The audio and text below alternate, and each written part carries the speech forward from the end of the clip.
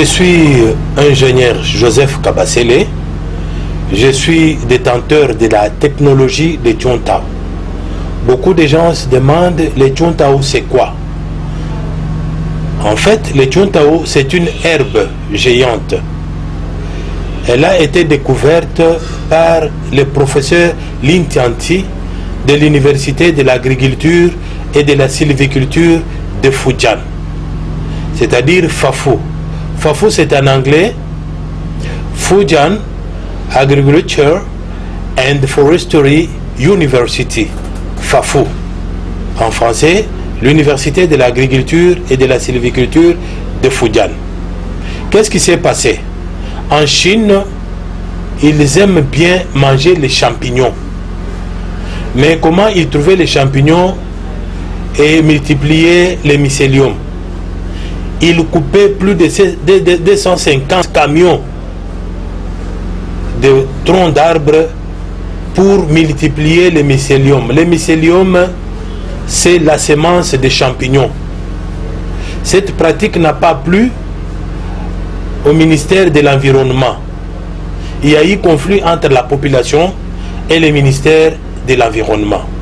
C'est ainsi que le professeur Lin Tianti a découvert une plante qu'on appelle le Tchontao. Le Tchontao a la capacité d'être utilisé comme substrat dans la production des champignons. C'est-à-dire, quand vous avez 1 hectare de Tchontao, vous pouvez produire entre 150 tonnes de champignons. Et vous pouvez produire entre 300 et 500 tonnes de l'herbe qu'on appelle le Tchontao. Et le Tchontao a une vertu de séquestrer le CO2, le dioxyde de carbone, qui est un gaz à effet de serre qui est contre la destruction de la couche d'ozone. C'est pourquoi il y a le réchauffement climatique. Le Tchontao a la capacité de libérer 50 tonnes d'oxygène dont la population a besoin pour une bonne respiration. Je vais vous dire que le professeur Lin Tianti a continué avec des recherches pour trouver que le Tchontao avait d'autres vertus. La première vertu, à part être utilisé comme substrat dans la production des champignons, le Tchontao peut être utilisé pour amender les sols. Avec la nodosité, le Tchontao a la capacité de fixer l'azote atmosphérique au niveau des racines, des tiges et des feuilles. Un grand amendement des sols. Le Tchontao a une autre vertu, c'est-à-dire être utilisé comme fourrage, c'est-à-dire aliment pour bétail. Quand vous allez sur les marchés, même sur le plan international, quand vous checkez l'aliment qui est donné aux bêtes, vous allez trouver que la concentration en protéines brutes, c'est 3%. Mais le Tchontao a une concentration en protéines brutes de 18%. Donc c'est un aliment par excellence pour donner aux vaches, aux porcs, aux chèvres, aux poules, aux canards, même aux poissons. Le Tchontao a une autre vertu, c'est de fabriquer les briquettes. Les briquettes, c'est-à-dire les braises. Donc une grande capacité de braises bio. Les mamans vont aimer préparer avec les briquettes fabriquées au moyen de Tchontao. Le Tchontao a aussi une capacité de bloquer l'ensablement des cours d'eau. Dans notre pays, quand les bateaux quittent Kinshasa vers Ilebo ou Kinshasa vers Kisangani, il y a ce qu'on appelle l'échouement. C'est-à-dire, il y a l'ensablage des sables, des cours d'eau. Mais avec les Tchontao plantés, il n'y aura pas ce qu'on appelle l'échouement. Donc, il n'y a même pas moyen de faire le dragage parce que les Tchontao auraient déjà bloqué les sols. Le Tchontao a aussi une capacité d'être utilisé comme biogaz, d'être utilisé comme biocarburant. Le Tchontao a beaucoup de vertus. Mais si je parle aujourd'hui de Tchontao, parce qu'en continuant avec les recherches, le professeur Lintanti et l'académicien Chilinkwe ont trouvé que le Chuntao a la capacité de bloquer la progression des ravins. Dans notre pays, il y a beaucoup de ravins. Le gouvernement pleure. Tout le monde pleure parce que les ravins sont partout. En fait, nous allons faire une lutte biologique. Ici, je demande à son Excellence, Monsieur le Président de la République, son Excellence Antoine Félix Tshisekedi Tshilombo, d'entendre notre voix. Parce que nous avons été à l'université de Fafou en Chine, dans la province de Fujian, pour étudier toutes ces choses.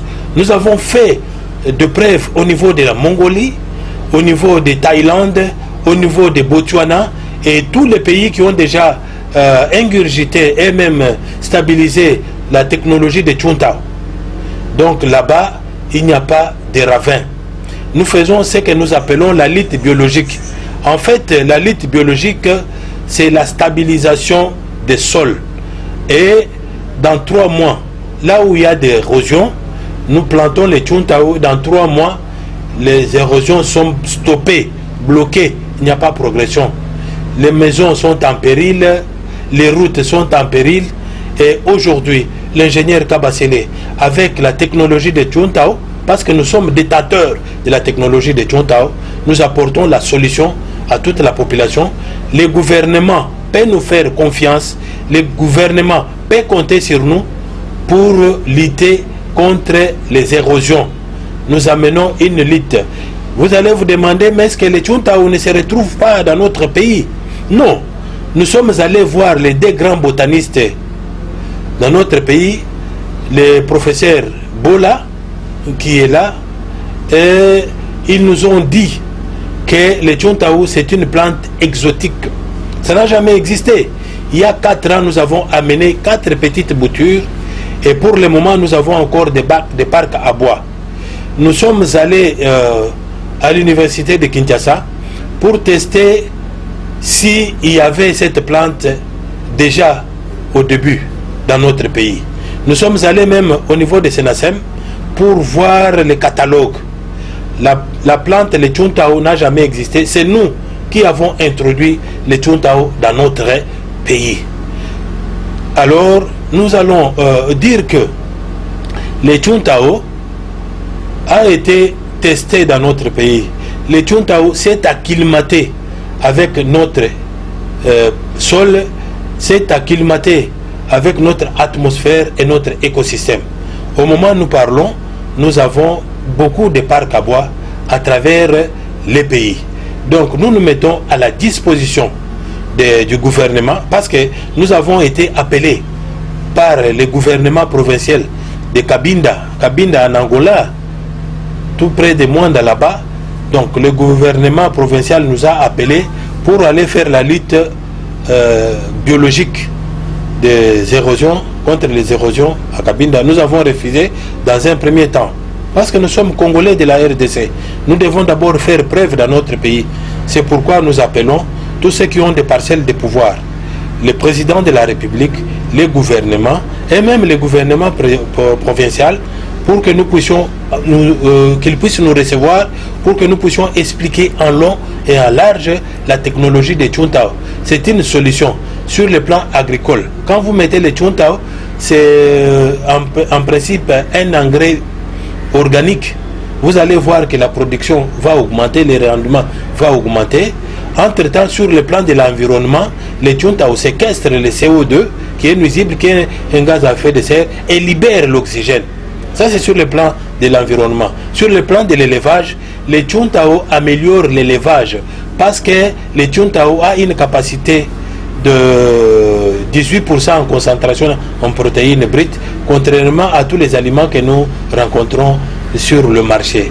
Donc, le Chuntao, c'est une plante vertueuse et à la longue, nous allons utiliser ça comme biocarburant et comme braise dans notre pays. Je vous remercie.